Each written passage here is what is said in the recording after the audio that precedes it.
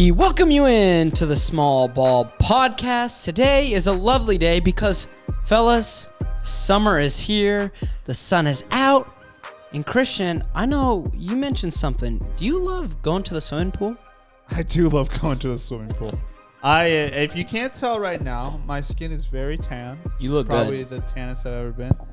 And you know, I've gone to the beach, I've gone on a boat, gone on a lake, gone on a river. But yesterday, all in a week. Yeah, literally all in a week. But yesterday, I was at a pool party. What? Yeah, and it wasn't here. So, sorry guys. Catch us some rays. Yeah, why weren't Trev and I invited to the pool party? Yeah, dude. I don't know. I just kind of assumed you guys had your own pool party. No, we weren't invited, but Trev and I, we have been doing our lounging, our summer lounging. We have a little island on our pool for those who don't know.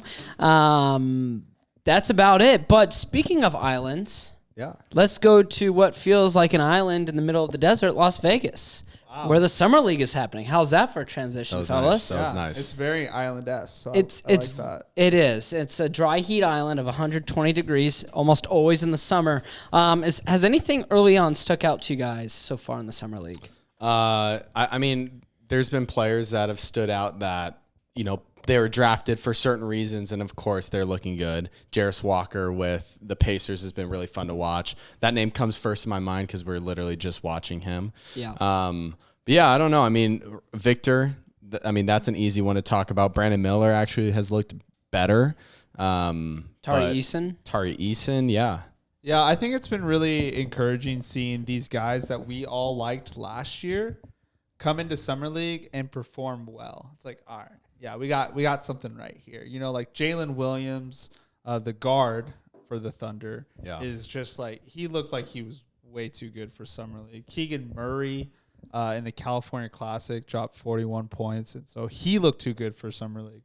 And that's kind of what Jabari I was Smith. going to say. Yeah. Jabari Smith Jr. Looked better. That's what you want to see, especially from the guys that were towards the top of the lottery. You know what else is really cool? After the draft last season, each of us picked a sleeper, or maybe it was before the draft, we each picked a sleeper, late first round, maybe second round pick, and each of our sleepers, they're playing really well. Yeah. I picked Tari Eason, Christian picked Jalen Williams, and you picked Malachi Branham. I did pick Branham. Yeah, And Brandon looks nice for the Spurs. Dude, the Spurs core core is fun. yeah. Freaking teams need to hire us on their scouting department. What's going on? Jeez, We that need was ball. good. We know ball, and not only that, we're looking into our little genie lamp, and we've gotten these things right. There's now another question, though. What do we want to get right? And that's our future Rookie of the Year, because there's a lot of names, one of which is obviously Chet Holmgren, who will be a potential Rookie of the Year winner since he didn't play all of last year, and of course, Victor Wembanyama, who, as we know, is this budding superstar in year one. Guys, it's obviously hard to tell. You can't buy too much stock into Summer League, but if you had to guess right now, which one of those two would be more likely to win Rookie of the Year? I'm going to go on a limb here, and I actually think Chet Holmgren is going to have a better rookie year than Victor. And the reason why I say this is just because of Chet's role on his team compared to Victor's. You know, people are going to play the Spurs, and they're looking at the Spurs as a young team that don't really have a star. But there's so much hype on Victor Wembanyama that, like, people are going to want to go for him.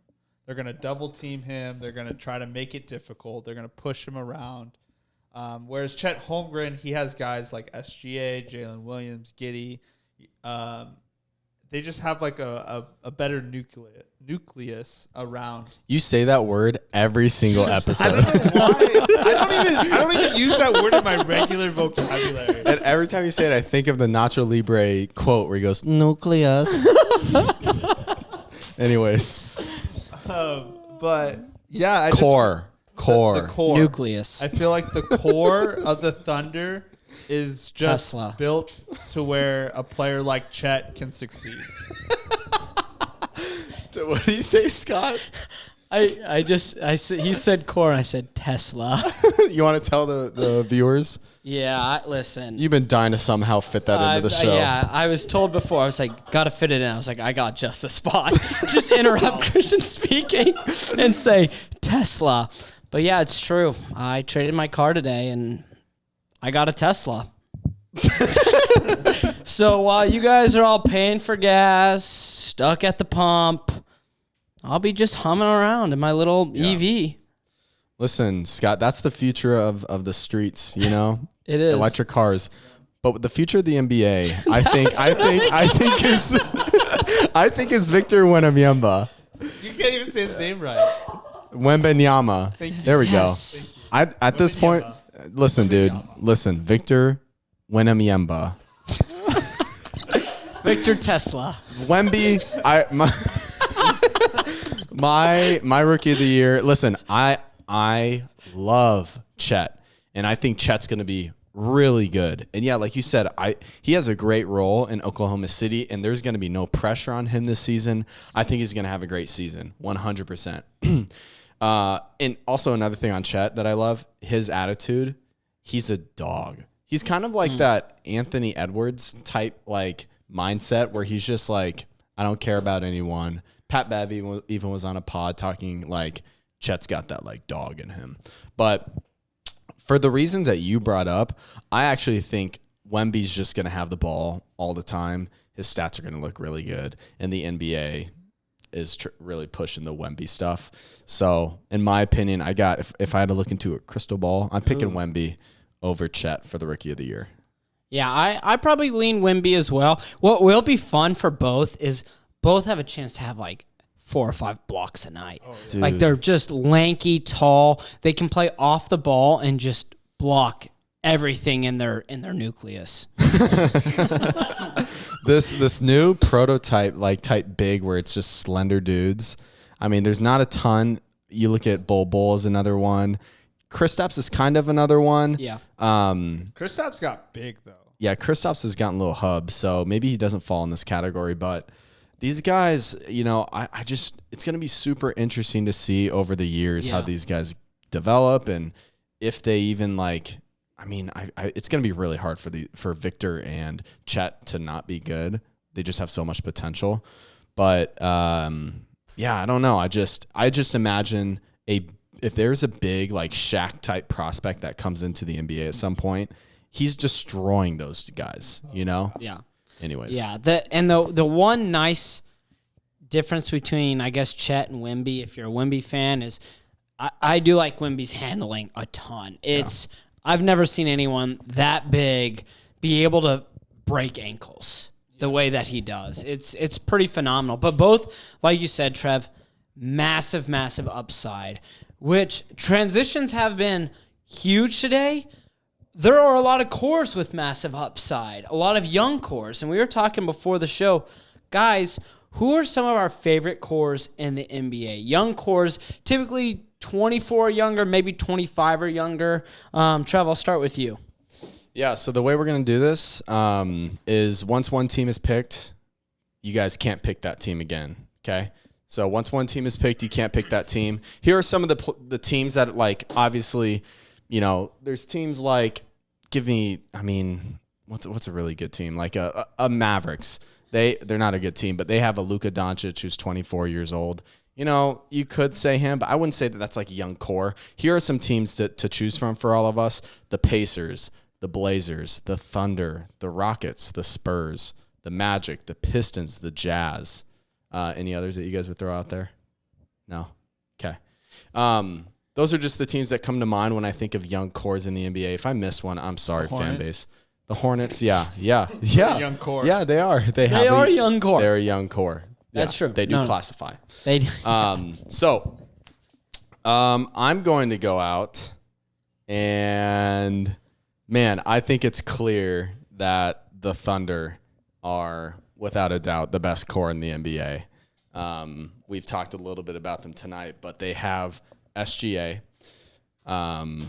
Obviously, just an absolutely amazing player. Electric. Chet, Giddey, Jalen Williams. They just have so many players, and they're adding to it.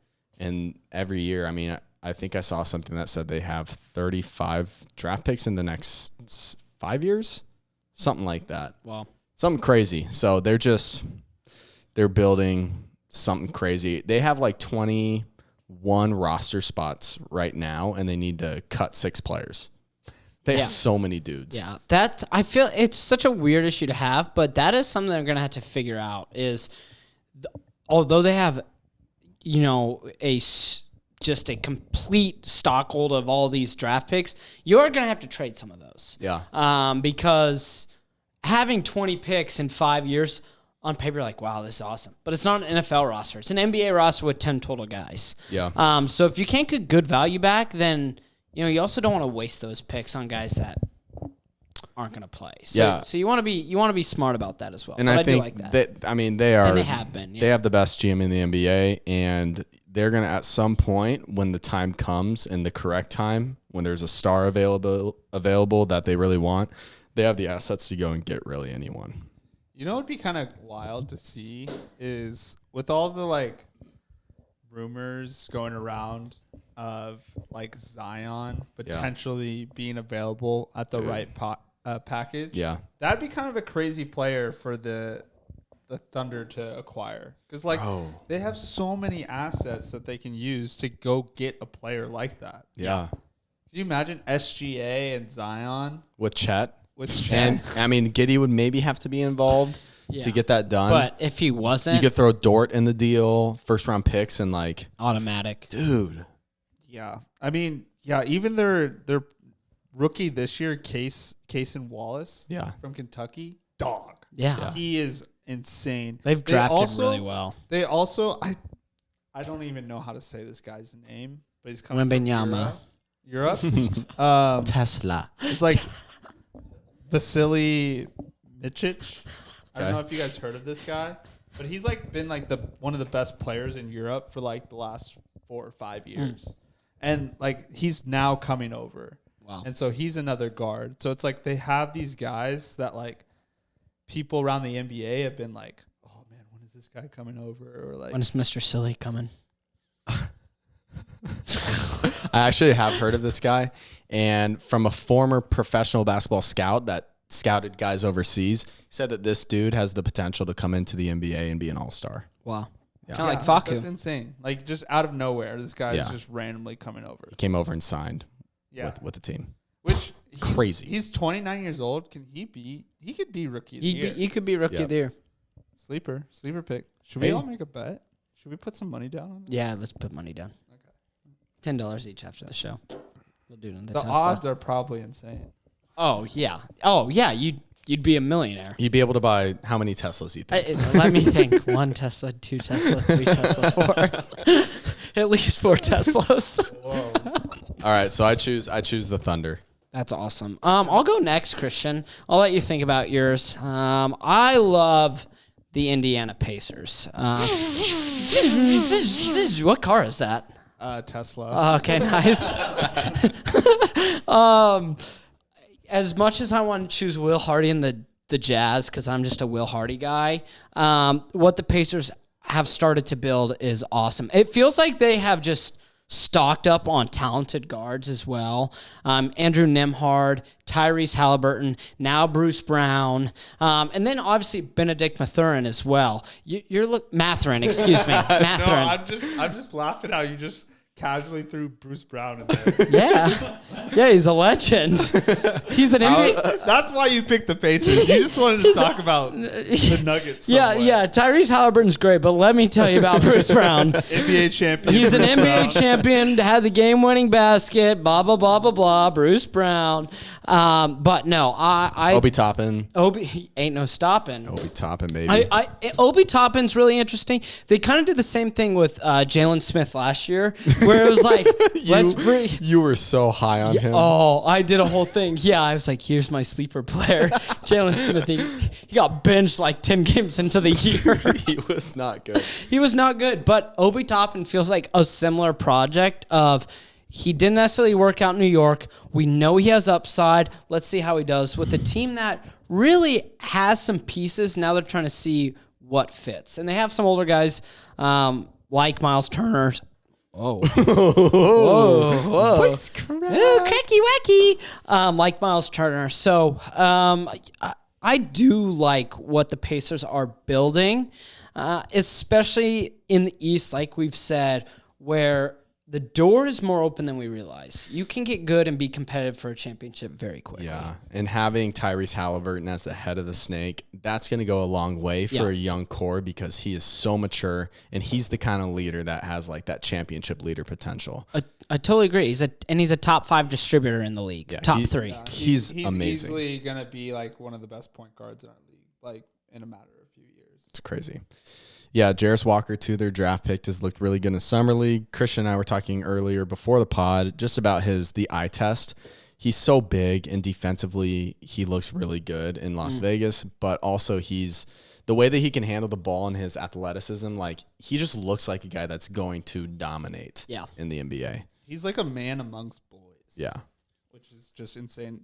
Yeah, the Pacers are really good because you still have guys, too, that are like Buddy Hield and Miles Turner, that if you even wanted to trade those pieces, you can get like a decent return. Yeah. You know, if a team that wants to be more competitive, like let's randomly just say the Lakers for whatever reason, and they like trade for Buddy Hield, like you can get a guy like that's like Max Christie or their first round pick this year too. So it's like you can get some younger players back too that if you wanted to help continue to build your core up, like you can go get some players. Yeah, I mean, I like the Pacers. That's a great choice. Thank you, Christian. Yeah, great choice. They cleared up a lot of space for their guards too, trading Chris Duarte, which just opens up more space for Benedict and Tyrese just to thrive, and Bruce Brown. I was going to say, shout out us. We got to mention a now Sacramento King and a former Denver Nugget. That's right. That's why we love small ball. You had to. It only got I right. said Buddy Hield. So that's right. Yeah, nice job, guys. All right, always Christian. talking about our teams. Yeah. You know, I wanted to say the Thunder, but it was just like too obvious. Like everyone knows that. Well, also because you can't, because I picked him. Well, like we talked about it before the show, and you know we were talking about one of us talking about the Thunder, and I just didn't. It lost the spark. Okay. You know? Oh. So the team that I am going to talk about is the Houston Rockets. And I knew Trevor would dislike this. Great pick, Christian. Thanks, Trevor. Thanks. I just think that Tari Eason, Jabari Smith Jr., Sengun, Jalen Green, those 4. Amen Thompson. I was getting there. Sorry. Yeah. So I think those 4 is a good start. And then now you're adding Amen Thompson and Cam Whitmore to that core. So they have right there like 6 guys that are all under like 22 that can just play. I mean, Cam Whitmore was supposed to be a top 5 pick this year and fell to 20 because of his interview process, maybe some injury. But, I mean, he was still considered a top 5 pick. So he has talent. The only thing that, like, I hate about the Rockets is their free agency signings. I think signing Fred VanVleet and Dylan Brooks for their contracts is insane. I think that they can be good role models, you could say, in the locker room, some veteran leadership. But, like, they're getting in the way of guys like Amen Thompson, who he's 6'7", but he could play point guard and probably should play point guard or 2 guard. He averaged like 9 assists in G League playoffs, something like that. Wow. It was insane. He's a great facilitator. Yeah, it's like those types of players are getting in the way of playing time. So I would have preferred if they brought in a guy who, I don't know, is an older player that, you know, can play, but then also doesn't need to play. Like Jeff Green. Sure. Yeah, exactly like Jeff Green. Or even like a Monte Morris. Would have been awesome. Would have been awesome for him because it's like a guy who can play, but like he's totally fine coming off the bench. But Houston, now their contracts were bad. They had to spend a certain amount of money though, didn't they? Yeah, all teams do. All teams have to spend a certain amount of money. I don't know if they were at a point where they absolutely were like, they didn't need to go out and throw that much. Fred VanVleet like $60 million a year. That's NBA champion Fred VanVleet. Because it's just the thing is like it's making 44, I think, a like year. Fred and Dylan Brooks they're like good players. Like, Yeah. don't get me wrong. It's just like you can't move those contracts. Like, who wants to pay Fred like $50 million a year? Yeah, for Like- 3 years. Yeah, Yes. It's like who wants Brooks was 4, Fred 3. Yeah, and Brooks's deal got changed. It was 4 years, 80 mil, and then it got changed to a sign and trade where it's 4 years, 86 mil with incentives that can get up to 90. Playoffs. Yeah, Oh, I didn't know that. Yeah, Wow. so it's like, holy crap! Like, imagine paying Dylan Brooks like 4 years, $93 million for a guy who is like a role player at best. Yeah. So are we talking bad about the Rockets or good? So, anyways, their young core. is awesome. Their young core is awesome. I think they just have a lot of athleticism, and having Sengun could be fun. I mean, we've seen how like Jokic plays and how Sabonis plays. Like we see that's like kind of a trend almost starting is a passing big, and just with their athleticism, a lot of cutting. It could be quite. Oh, a it can fun go show. such a long way, and you know that unlocked Denver's offense, and Houston has a chance to replicate it because we've seen it. Sacramento does it. I'm laughing just because it always comes back to the Kings and the Nuggets, but the Kings and Nuggets do it, and I think Houston can look at that and say we can absolutely replicate it. We have guys who can. Maybe they're not the same level players, but we have this youth movement that would help them out a ton if you're willing to just accept your role. I like Sengun a lot. You guys know this, but I don't. Sengun. I'm a Senguni for sure. I don't know if he's necessarily. I mean, from the high post, he's going to facilitate. I just don't see him like facilitating. Maybe he could play into that kind of role and grow into it, like a Sabonis or Jokic's, where when they get the rebound, they turn and they push it up the floor and they're leading the fast break sometimes. I don't know if Sengun's quite there yet. Like he's done that before, maybe here and there. But those guys do it consistently. What I do like about Sengun is more of a comparison to a Pau Gasol. He has great post moves and his footwork down there is. You're not seeing players do this anymore. Like he's such a magician in the post, and he's just making guys miss, jump, all of that. Now you see me, now you don't. Alperen Sengun. Where is he from again? Turkey. Turkey, yeah. Yeah. So he's Gobble gobble. gobble, y'all. Yeah, Why don't we call him the Gobbler? that would be awesome. Is that offensive to people of Turkey? No, it's an animal. It's not bad. He's the gobbler because he's the gobbling gobbler. up teams. He's gobbling up rebounds. He's gobbling up points, Jalen Green. and he's serving dishes. Yep. So yeah, great. Hey, great pick, Christian. Hey, thanks. Yeah, great pick, everyone. Yeah, well, guys, I have one other thing that something new to the Small Ball Show, and it's called Guess That Player. So if you've listened to the Small Ball podcast before, we have tried trivia in the past and had some issues, but we've kind of retooled it. A little retooling that's needed to be a successful championship team. This retooling, they have Trevor and Christian and Andy. Producer Andy has been here this whole time. It's been a silent episode from Andy. All three, I'm going to airdrop them a photo of a player's start of the season or when they were drafted and their stats throughout their career. We won't know the team that they play for. We just know when they started their career, when they end their career, and their points per game. All right. And what? You're going to airdrop that? I'm going to airdrop it to you guys right now. Okay. So this part might be a little awkward, so we can cut this. No, we'll leave it in. We're Yeah. a natural pod. This is all natural. This Yeah. show is presented. This segment is presented by Tesla. And this is a Tesla segment. So Okay. we're gonna project this on the screen of the Tesla outside. Drafted in 2010. Yes. Okay, so he's had some good seasons. He was a 1, 2, 3, 4, So he's an 5, active 6, player. 7-time All-Star. Active player. 7-time All-Star. So he averaged 28 points per game in 2018, 2019, and averaged 2 steals and led the league in steals that season. Whoa. I have a guess of who it is. Christian, you have any things that you're seeing here? What's interesting to me is that he was an all-star in 2022-23 and 2020 and 2021 and then 2018-2019. So there's 2 years where Yeah. he missed being an all-star. Yeah. So Yeah, and this is tough. He definitely to me looks like a forward. Just based on rebounding and his assists, he's a good facilitator. Okay.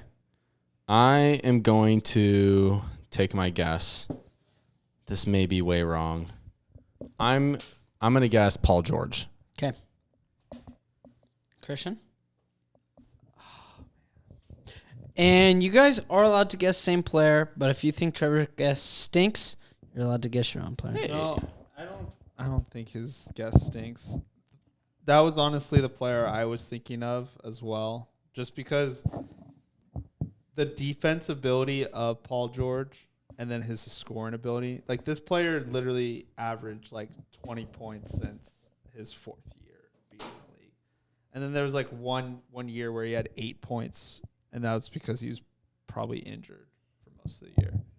All right. Lock those guesses in. Andy. Okay, I don't know when this player was drafted. I was just kind of throwing out a name so we can move forward to the answer because I want to know now. And I'm guessing Tobias Harris. Okay, Toby, Christian, what was your guess? I guess Paul with Trevor. Guys, the correct answer? Paul George. Let's go, boy. Come on. Congratulations. Yeah. I can do a second one if you really want me to, or we can just do the one for the show. We could do one more, but with a 30-second 30 time second. limit. Okay, give me 1 second. Okay. Christian, tell me about what's been going on with you, man. Just chilling. Hey, one guy I wanted to kind of talk about. Yeah. Summer League. Keontae George, Tell me about him. Utah Jazz. Tell me about him. His first game, he had like 33 points. Wow. He's a rookie. Drafted by them. Drafted by the Jazz. Nice. A lot of people thought he would have his weaknesses was athleticism and shooting, and then he just came out just guns a-blazing. That's nice. It's encouraging for a Jazz fan, It is. to see that, to have Laurie, to have John Collins, Yeah. Ochai Akbaji. I love him. I love him. He's good too. He is good. Jordan Clarkson came back. Yep. So, Yeah, I'm interested to see what Walker Kessler. yeah, dude. About him. They're going to be good next year. They also have Taylor Hendricks, who they drafted like in the lottery. So Yeah. he's going to be good as well. Yeah. All right, guys, you ready for this? Yep. Well Ready. done. Give it to us. Airdrop that. We are getting our second player. We have 30 seconds. 30 seconds. Wow. Okay. Drafted in 2005. Barely see the years. Oh, we can't see if they're all-stars or not. Yeah, change that up. He was an all-stars 3rd season. I see that. Oh, he's a point guard. I got my guess. Yeah. Yeah, that's easy. Is it easy? Is it easy? I also have my guess. 23. Chris Paul. Andy? Chris Paul. Christian? 5. Derrick Rose. The correct answer? Chris Paul. Boom. I just didn't want to agree. 2-4-2. 2-4-2. Well, that's the end of our maybe a nice revamped trivia segment. like that. That yeah, was that fun. was really nice. good. And We'll get- that concludes another great show of the Small Ball Podcast. Anything you guys want to say? Any final remarks? I just hope everyone drives home safe. Yeah, good luck with the gas pumps. Let's just say it's been on electric, last 12 hours for me. Okay, Christian, thank you. Well, for Andy, Christian, and Trevor, I'm Scott Harris. We say so long for now, and we will see you next week. Hey, thanks for watching. Before you leave, make sure you like and subscribe.